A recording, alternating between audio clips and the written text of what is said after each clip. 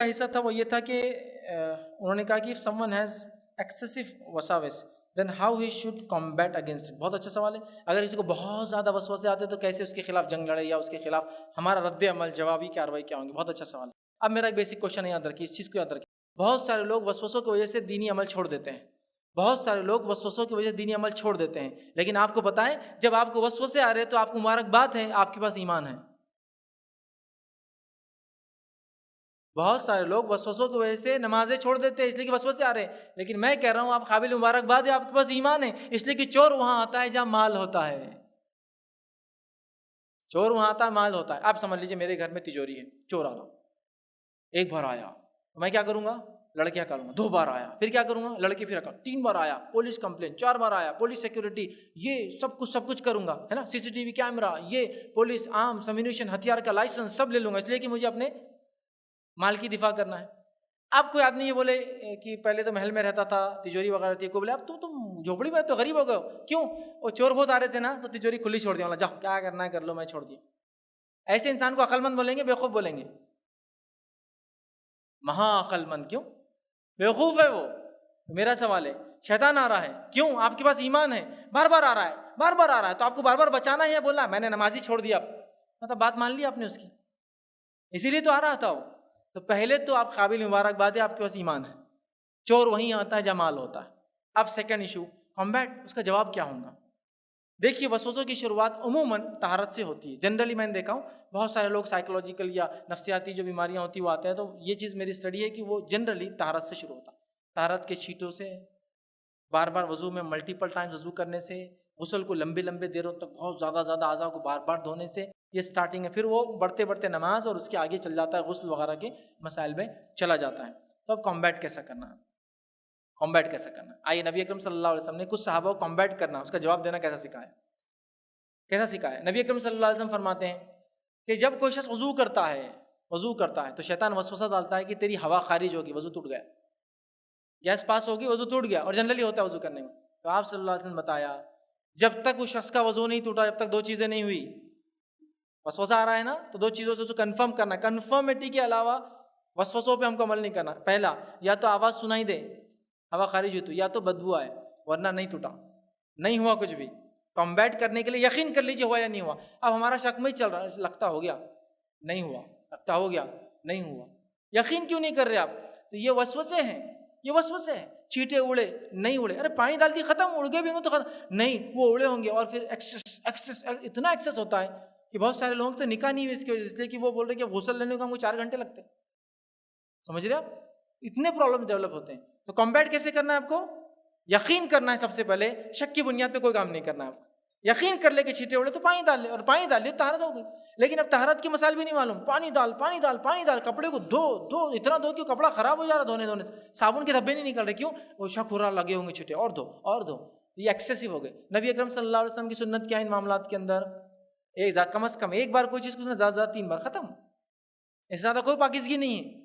یہ extra hygiene کے نام پہ ہم نے کیا معلوم, بہت ساری بار اپنے لیے پرابلم پیدا کر لیا اس دنیا کے اندر. ایکسٹرا سوفسٹیکیشن, ایکسٹرا ہائیجین, اتنی زیادہ ہائیجین کی وہ خود ایک انہائیجینک چیز ہے. معلوم آپ کو, وہ خود ایک انہائیجینک چیز ہے. آج بہت سارے بچے جو گلف وغیرہ میں رہتے ہیں یا یوروپ اور امریکہ میں ہوتے ہیں, ان کو دمے کی بیماری عام ہے. کیوں؟ اس لیے کہ وہ اتنے سوفسٹیکیٹڈ ماحول میں رہتے ہیں, کبھی دھول کو دیکھتے نہیں ہیں, نتیجہ امیون سسٹم ہی ڈیولپ نہیں ہوتا ہے ان کا, اور دھول لگتے ہی ان کو دمہ ہو جاتا ہے. جبکہ ماشاء اللہ انڈیا میں بچے اپنے دھول مٹی میں کھیل رہے, ڈاکٹر پرسکرائب کر رہے ہیں کہ بچوں کو مٹی میں کھیلنے دو, اس لیے کہ اس میں کچھ ایسے جراثیم ہوتے ہیں کہ اس کا امیونٹی بڑھتی ہے دمہ کے خلاف, استما. ایکسٹرا ہائیجین نہیں ہونا, آپ نے اتنا ایکسٹرا ہائیجین, اس کی کوئی انتہا نہیں. دھول لگ گئی تو ایسا دھول لگ گئی, مطلب ایسا کچھ تو بھی جہنم کی آگ لگ گئی, دھول, ارے دھول لگ گئی, کیا دھول رکھے ہر جگہ دھول. آپ کو معلوم وضو کے لیے اگر پانی نہ ہو تو کیا لگانا پڑتا ہے وضو کے لیے؟ دھول, مٹی, وہی تو ہے.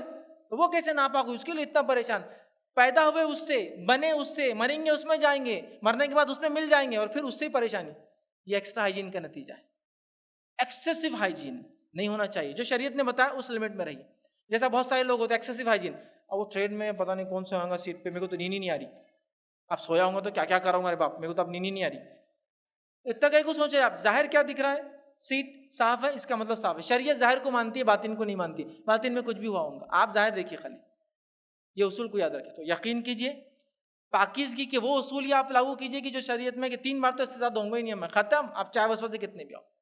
अच्छा, अब इसके बाद एक साहबी का वाक़या आता है, वो नमाज़ पढ़ते थे तो ये खिंजीब आकर बहकाता था और क्या करता था, भूल डाल देता जिससे उनको रकातें याद नहीं होती थी। तो उन्होंने फिर क्या किया उसके बाद, जब वो बहकाता था तो 3 मरतबा उल्टे हाथ पर अल्लाह में पनाह मांग के औज़ु बिल्लाहि मिनश शैतानिर रजीम 3 बार ऐसा करते थे, तो बहकाना छोड़ दिया उसने। समझ रहे आप बात को? तो समझ लीजिए आपको वसवसा आ रहा है कि तहरत नहीं हुई, तो आप वसवसे का जवाब अपने दिल में देना, आज ऐसी नमाज पढ़ने का। अल्लाह अकबर। तो शैतान परेशान हो जाता ना, आप क्या बोल रहे हो उसको, अरे तहरत बराबर नहीं, छीटो, आज ऐसी नमाज पढ़ने का छीटों के साथ, अल्लाह अकबर।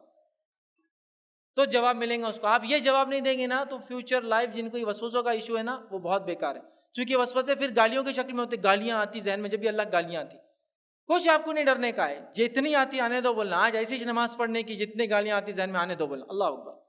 थोड़ी देर में वो 100 आती तो 99 हो जाती, 99 से 90 होती, 90 से 60, और जितना एक्सट्रीम आप हो जाएंगे कि बस 3 बार हाथ धोना मैक्सिमम, तो सिर्फ 3 बार दूंगा, फिर चाहे सूखा रहे कुछ रहे।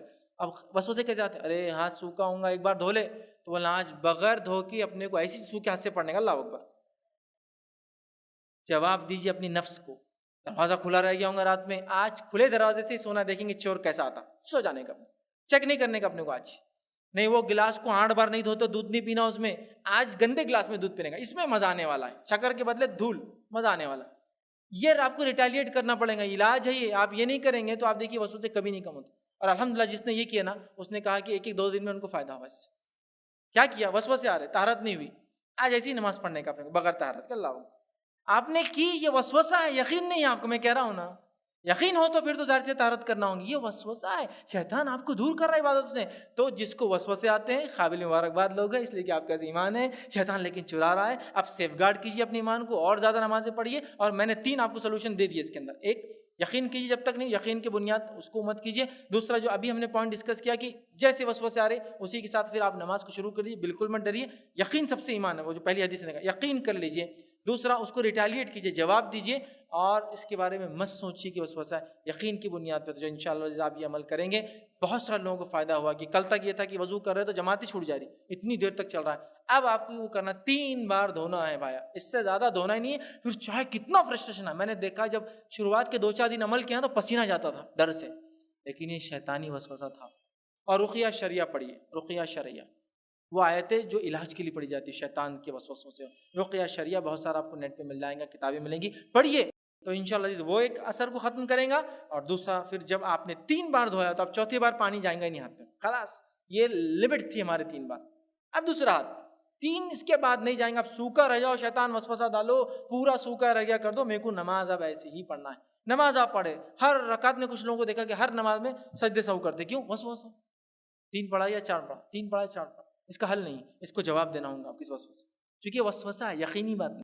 आप वाकई में भूल जाए तो फिर शरीयत बोलती है आप यकीन कर ले, 2 पढ़ी, 3 पढ़ी, 4, यकीन के बाद आप जितनी दोहराना है, मतलब यकीन कर लो 3 हुई समझो तो चौथी पढ़ लो, फिर सजदे सहू कर लो। यकीन कर लो कि दूसरी पढ़ा था, तीसरी और चौथी पढ़ो, फिर सजदे सहू कर लो, ताकि वो हो जाए। लेकिन यहाँ वसवसे की बुनियाद पे सजदे सहू, सजदे सहू, सजदे सहू, सजदे सहू, तो अब आपको करना है नहीं, आज इतनी रकात पढ़ने की थी अपने, आज नहीं करूंगा सजदे सहू, आज इतनी पढ़ना की थी और इतने पे सलाम फेरने। शैतान आके फिर बोलता, अरे कम हो जाएंगी, अल्लाह ताला को क्या जवाब देंगे, वो मैं दे दूंगा, बोला तुम जाओ अब यहाँ से, तुम यहाँ से निकलो, वसवसे तुम्हारे नहीं चाहिए मशवरे, तुम खैर खा नहीं हो हमारे। ये तो बहुत सारे लोगों को बिल्कुल ऐसा बोलते, फैज भाई वो मेरे को ऐसा सवाल आ रहा कि तहरत तो नहीं, फिर नमाज कैसी होंगी, तो मैं बोलता फिर बोलो उसको ऐसी पढ़ने की आज नमाज, मतलब तुम्हारे नफ्स से बात करते बहुत सारे लोग इस मामले में। आपको ये करना इंशाल्लाह, देखिए वसवसे बहुत कम हो जाएंगे और धीरे धीरे इंशाल्लाह जिस फिर वो ख़त्म हो जाएंगे, लेकिन मुकम्मल कंट्रोल नहीं होगा, इसलिए कि शैतान जब तक है, जब तक हम जिंदा है, वसवसे आते रहेंगे, मरने तक आते रहेंगे। अल्लाह से पनाह मांगते रहे कि अल्लाह इसके वसवसों से, शरारतों से